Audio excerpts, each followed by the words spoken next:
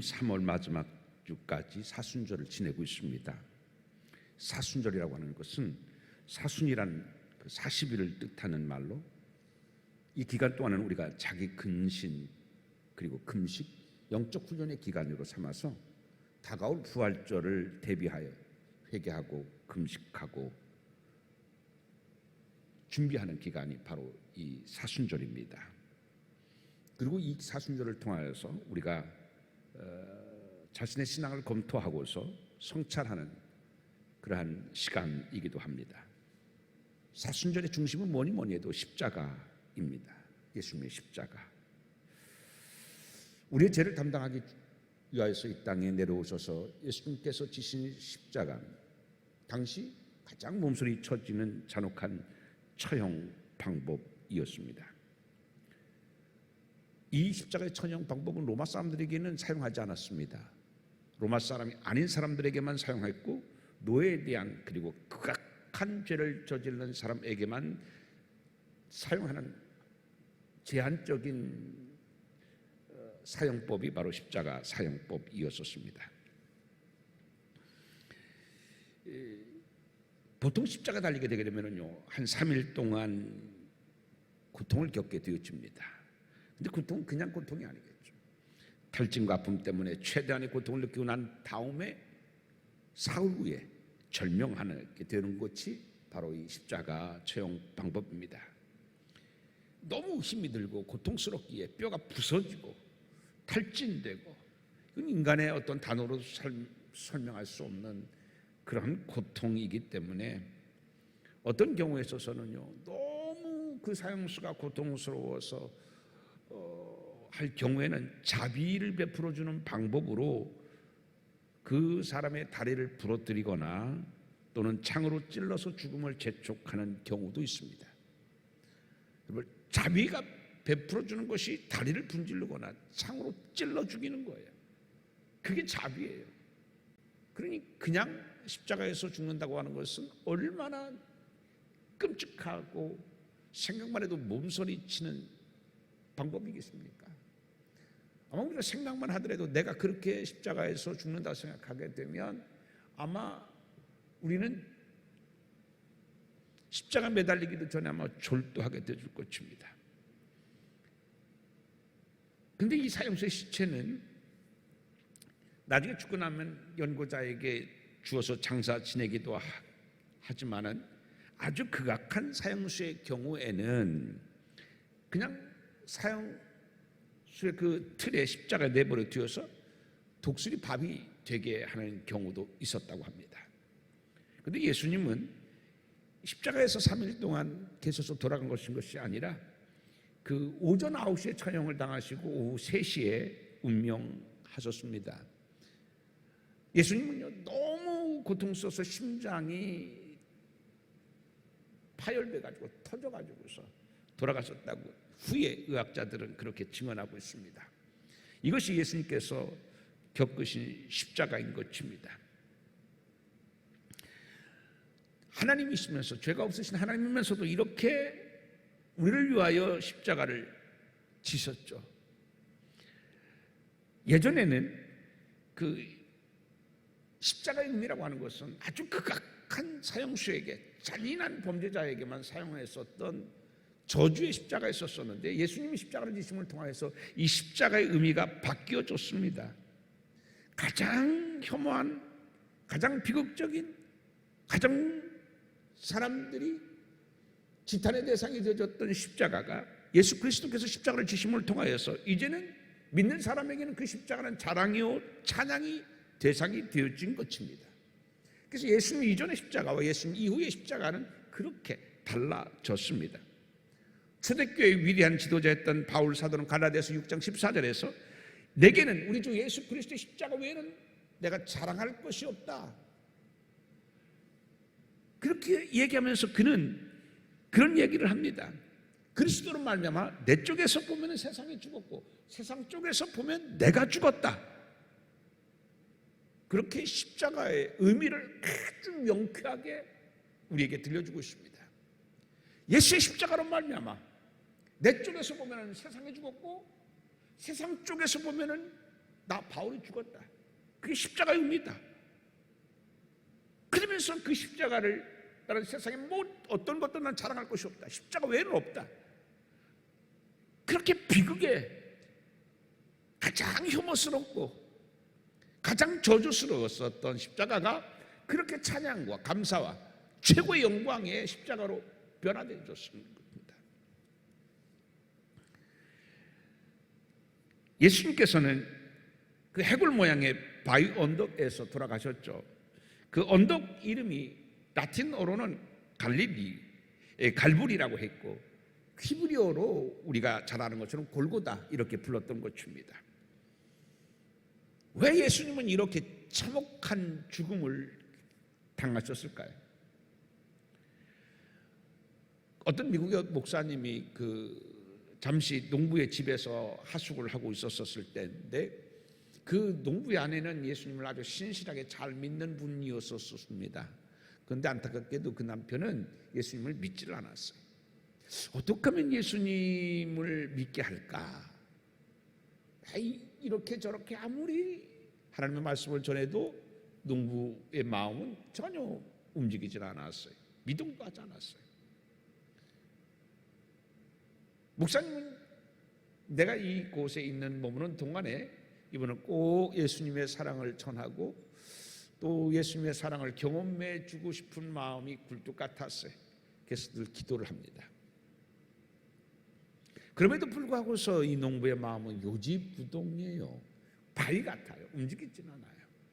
얼마나 답답했겠어요. 그러던 어느 날 그 농부가 목사님한테 와서 목사님 여기 좀 와보세요. 왜 닭이 그 알을 낳았다고 같이 가보자고 그렇게 얘기를 해요. 봤더니 그 닭장에 둥우리 암탉 이렇게 있는데 거기에 그 달걀이 계란 알이 난 게 이제 커가지고서 이제 병아리 됐을 때 이제 불렀었어요.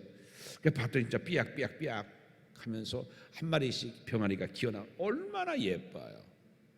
근데 예쁜데 그런데 그 암탉 꿈쩍 닫고 가만히 있는 거예요. 이상하다 싶어서 농부가 툭 건드려 보니까 암탉은 푹 쓰러졌어요. 근데 보니까 머리에 상처가 있는 거예요. 암탉 머리에 상처가 있는데 그 상처는 족제비가 그 암탉의 피를 다 빨아먹은 거예요. 근데 그 족제비가 그 자기의 피를 다 빨아먹을 때까지도 암탉은 꼼짝도 않고 있다가 그대로 죽은 거예요. 왜 이렇게 됐습니까? 하고 목사님이 그 농부에게 물으니까 이놈이 자기의 새끼들을 이 족제비한테 잡혀 먹일까 봐 꼼짝도 안 하고 족제비가 자기의 그 머리에 피를 빨아먹어도 가만히 있었던 겁니다. 어미도 이렇게, 이 암탉도 이렇게 자기 새끼들을 사랑할 줄 압니다. 라고 농부가 얘기를 했어요. 그때 목사님, 그래요. 바로 그겁니다. 예수님도 십자가에서 얼마든지 내려올 수 있고 십자가를 지지 않아도 됨에도 불구하고 우리를 구원기 위하여 당신과 나의 죄를 위하여 십자가에서 피를 흘리지 않으면 당신도 나도 구원받지 못하게 되니까 죄로 말미암아서 우리는 영원히 죽을 수밖에 없으니까 나를 위하여 십자가를 피하지 않으셨던 것이 바로 예수님의 십자가입니다. 그때 농부는 다른 말로는 전혀 미동도 하지 않고 움직이지 않았었던 십자가의 사랑이 그냥 이론으로만, 허망한 이론으로만, 공한 이론으로만 들렸던 것이 그 목사님의 그 이야기를 듣고서 십자가의 사랑, 예수님의 사랑, 하나님의 사랑이 이것이구나. 그래서 십자가의 예수님의 사랑의 의미를 깨닫고 예수님을 구주로 영접했다고 하는 이야기입니다. 여러분, 근데 십자가의 은혜가 뭡니까? 십자가의 은혜를 이렇게 설명을 하고 있습니다, 바울은. 자, 4절 한번 말씀 볼까요? 4절 말씀을 한번 읽어봅니다. 4절입니다. 시작. 그러므로 우리가 그의 죽으심과 합하여 세례를 받음으로 그와 함께 장사되었나니 이는 아버지의 영광으로 말미암아 그리스도를 죽은 자 가운데서 살리신 것 같이 우리로 또한 새 생명 가운데서 행하게 하려 함이니라. 지금 우리가 그 6장 1절에서 11절까지 말씀을 읽었습니다만 가장 많이 나오는 단어는 무슨 단어였겠어요? 가장 많이 죽었다는 단어는 죽었다고 하는 말이 제일 많이 나옵니다. 죽었다. 누가 죽었다는 얘기예요? 내가 죽었어요. 어떤 내가? 이 나는 두 가지의 나예요. 하나는 옛사람의 나, 하나는 새사람의 나입니다. 근데 새사람은요, 옛사람이 죽어야 새사람이 되는 거예요. 옛사람이 죽지 않으면 새사람이 될 수가 없어요. 옛사람이 죽어야 돼요. 옛사람에 대해서 죽은 것에 대해서 나누는데, 그러면 여러분 옛사람이 죽었다고 하는 말은 무슨 말일까요?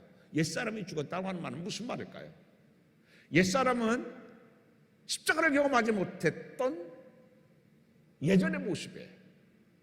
십자가의 은혜를 경험하지 못했고 십자가의 사랑을 받지 못했었던 사람, 십자가의 은혜 안에 살지 않았었던 나, 그게 옛사람이에요.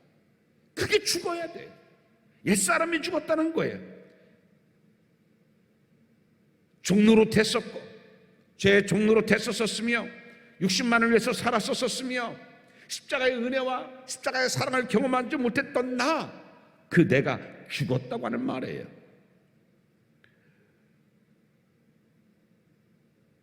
그래서 우리는 옛사람이 죽음을 통해서 우리가 새 사람이 되는 것은요, 아무 노력하지 않아도 돼요.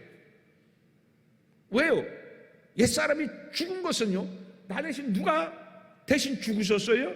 십자가에서 예수님이 죽으셨어요. 그걸만 믿기만 하면 어떻게 돼요? 내가 옛사람이 죽은 거예요. 그걸 믿기만 하면 내가 옛사람이 죽은 거예요.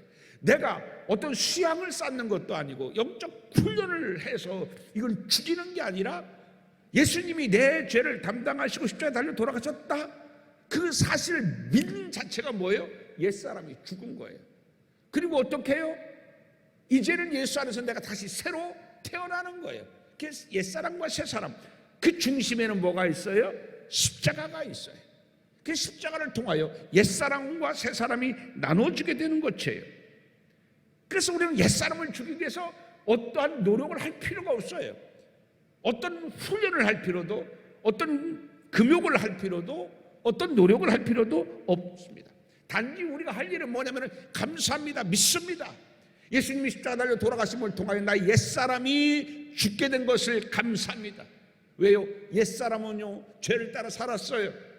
죄값은 뭐예요? 사망이에요. 그 옛사람의 결과는 뭐예요? 사망, 영벌이에요. 그런데 옛사람이 죽었어요. 영벌받을 내가 죽었어요. 이제는 예수님과 함께 새 생명 얻어서 하나님의 영생을 얻을 새 사람만 내가 된 거예요. 십자가를 통하여.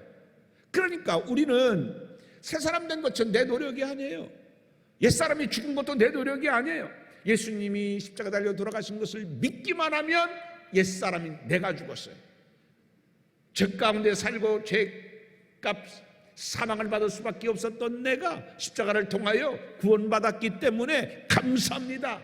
이것만 하면 된다는 얘기예요. 여러분, 로마서 6장 11절 한번 읽어볼까요? 11절 시작. 이와 같이 너희도 너의 자신을 죄에 대하여는 죽은 자요 그리스도 안에서, 예수 안에서 하나님께 대하여는 살아있는 자로 뭐할지어다? 여길지어다. 감사합니다. 나는 이제 예수님 십자가 달려 돌아가심을 통하여 나 옛사람은 죽은 자입니다 라고 여길지어다. 그리고 어떻게 해요?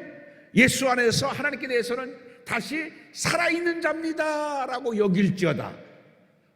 여러분, 여기 여길지어다는요, 어떤 노력이 필요 없어요.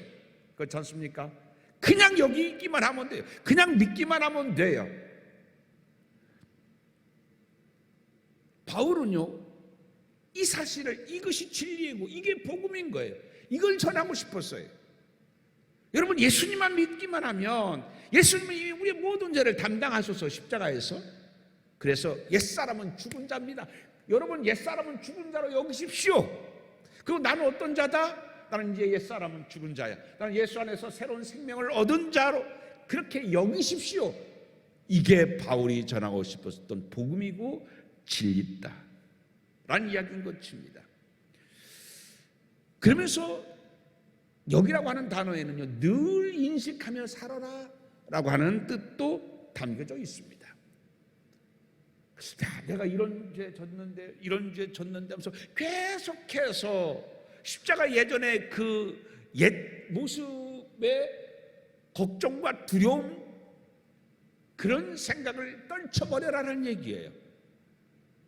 늘 나는 그래, 예수님이 이미 내 죄를, 과거의 죄, 현재의 죄, 미래의 모든 죄를 담당하셔서 십자가에 달려 돌아가심을 통해서 나는 하나님의 아들이 됐고, 나는 이미 형벌받은 옛사람은 죽었어. 내 대신 누가 십자가에서 돌아가셨어요? 예수님. 그거를 늘 잊지 말고 살아라는 얘기예요. 여러분, 세례가 뭐예요? 세례는요, 영적 장례식이에요. 내가 물속에 들어갈 때 어떻게 해요? 죽은 거예요. 죽었어요. 물속에서 나올 때 어떻게 해요? 다시 산 거예요. 누구 안에서? 예수 안에서 산 거예요. 그게 세례예요. 그래서 세례는 장례식과 출생식 동시에 있는 거예요. 여러분이 세례 받으실 때에 이미 여러분의 옛사람은 죄로 말미암아 사망당할 수밖에 없었던 그 죄값의 옛사람은 죽은 거예요. 여러분 믿으시기 바랍니다. 그럼 나는 어떤 사람이다? 다시 세례 받을 때 어떻게 했어요? 새로운 출생식이 됐어요. 새로운 출생식이 되게 되면 어떻게 이름을 호적에 올리잖아요. 어디에 올렸어요? 우리는 영원한 생명록에, 생명책에 우리의 이름이 올려졌어요. 사망에서, 사망부에서는 우리의 이름이 지워지고 흔적조차 없어지고 영원한 생명책에 우리의 이름이 기록된 거예요. 그게 세례예요. 그거를 너희는 잊지 말지어다. 그것이 로마서 6장 11절에 있는 말씀인 것입니다. 그리고 여기 한 걸음 더 나가서 바울은 우리에게 이제 나는 옛사람은 죽었구나, 나는 새 사람이 되었구나, 거기에만 그쳐서는 안 된다 라고 이야기를 하면서 13절에 이렇게 얘기하고 있습니다. 13절을 한번 같이 봅니다. 13절입니다. 시작. 또한 너의 지체를 불의의 무기로 죄에게 내주지 말고 오직 너희 자신을 죽은 자 가운데서 다시 살아난 자같이 하나님께 드리며 너의 지체를 의의 무기로 하나님께 드리라. 여러분, 이제 불의의 무기로, 불의의 도구로 너희의 몸을 사용하지 말고, 불의의 도구로 너의 인생을 허비하지 말고 하나님께 거룩한 도구로, 의의 도구 되어 살아라. 그것이 13절의 말씀입니다. 이제 내가 옛사람 죽었어요. 예수님이 십자가에서 내 대신 죽으심을 통하여서 내 옛사람은 이제 함께 십자가에서 장사됐어요. 그리고 나는 하나님의 아들이 되었어요. 영생 얻었어요. 거기에 그치지 말고 그 사실을 믿는 너희는 어떻게 해라? 이제는 죄 종로로 됐었던 너희가, 불의에 앞장섰던 너희가 하나님의 거룩한 의의 도구로 살아가라. 그게 십자가를 경험하는 거예요.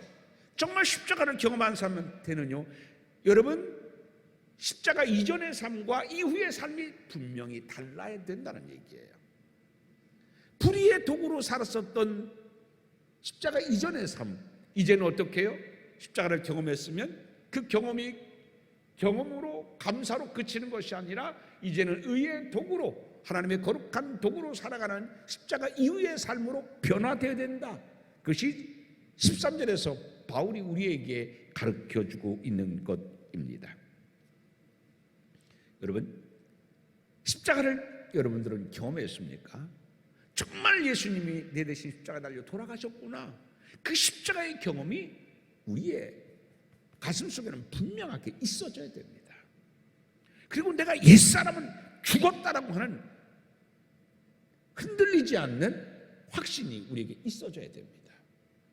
그 확신은 내 감정으로, 내 기분으로 들리는 게 아니에요. 어때요?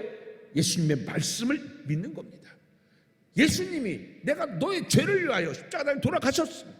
이제는 나를 믿는 자는 모든 죄에서 용서받고 하나님의 자녀가 되었다는 그 예수님의 말씀을 믿는 거예요. 그건 내 기분으로 그렇게 확신이 드는 게 아니에요. 그냥 예수님의 말씀이니까 믿는 거예요.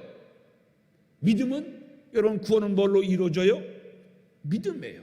아브라함도 그의 생활로 의로워졌습니까? 성경은 우리에게 그렇게 말씀하지 않아요. 믿음으로 의로워졌다고 그래요. 하나님의 말씀을 어긴 게 한두 가지가 아니에요. 일부 일처였는데 일부 다처제를 한 사람도 아브라함이에요. 애굽으로 내려가지 말라고 했는데 비겁하게 하나님의 말씀을 버리고 애굽으로 내려갔어요. 자기 살겠다고 자기의 아내를 누이라고 거짓말했던 사람도 누구예요? 아브라함이에요. 얼마나 많은 흠을 줬어요. 다윗 보세요. 다윗도 얼마나 많은 죄를 저질렀어요. 정말 파렴치한이었었어요. 다른 사람의 아내를 뺏기 위하여서 자기의 그 충복을 전쟁의 사지에 몰아넣었던 사람이 다윗이에요.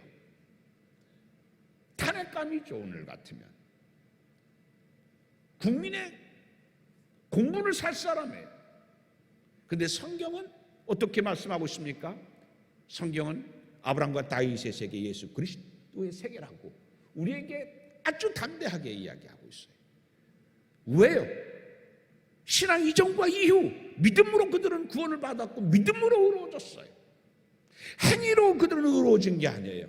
믿음으로 의로워졌어요. 내 행위로, 내 기분으로 의로워진 것이 아니에요. 믿음으로 의로워졌어요. 그래서 아까도 얘기했잖아요. 하나님께 대는 살아있는 자로 여길지어다. 그게 우리의 믿음이에요. 이제 여겼으면 어떻게 해요? 여겼으면 우리가 뭔가 달라져야 되는데 그 달라짐이 뭐냐면 바로 십자가를 경험했었던 이전의 삶은 불의의 도구로 살아왔었다고 하면 이제는 십자가를 경험했었으면 의의 도구로 살아야 된다라고 하는 이야기예요. 여러분, 네덜란드의 유명한 화가 렘브란트를 여러분 잘 아실 겁니다. 이 사람은 그 젊었었을 때에 27살 때 십자가에 못 박힌 예수를 그리는 중이었었습니다.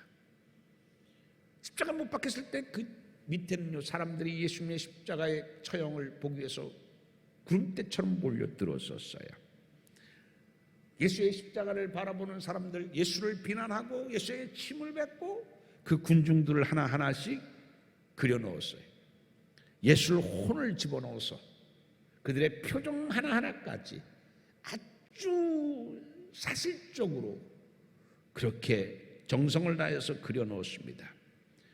그렇게 다 군중들의 얼굴을 그리다가 마지막 군중에 그는 렘브란트는 자기의 얼굴을 그리기 시작했어요. 그때 전혀 그런 생각 없이 그렸었는데, 그런 예상하지 못하고 그렸었는데, 그때 마지막 군중에 자기의 얼굴을 그리는 순간 내가 예수님을 십자가에 못 박았구나라는 그 사실이 정말 그의 마음속에서 경험되어졌던 겁니다. 이제까지 머리로만 알았고 머리로만 인식했었던 십자가가 자기의 얼굴을 그 군중의 마지막 얼굴로 그려놓는 순간 내가 십자가에 예수 그리스도를 못 박은 사람이구나라는 것을 그는 깨닫게 되어져요. 그리고서는 그림을 더 이상 그리지 못합니다. 눈시울이 뜨거워집니다. 뜨거운 눈물이 점점점 더 굵어지고 비 오듯 흘러내리기 시작합니다. 그의 뒷밤을 적시게 됩니다. 그는 그 그림을 붙들고 그 자리에 엎드러졌습니다. 그의 가슴 밑바닥에서는 쿵쿵쿵쿵 울려오는 망치 소리가 들려오기 시작합니다. 이어서 십자가 양편에서 대못을 내리치라는 소리, 비명을 지르는 소리,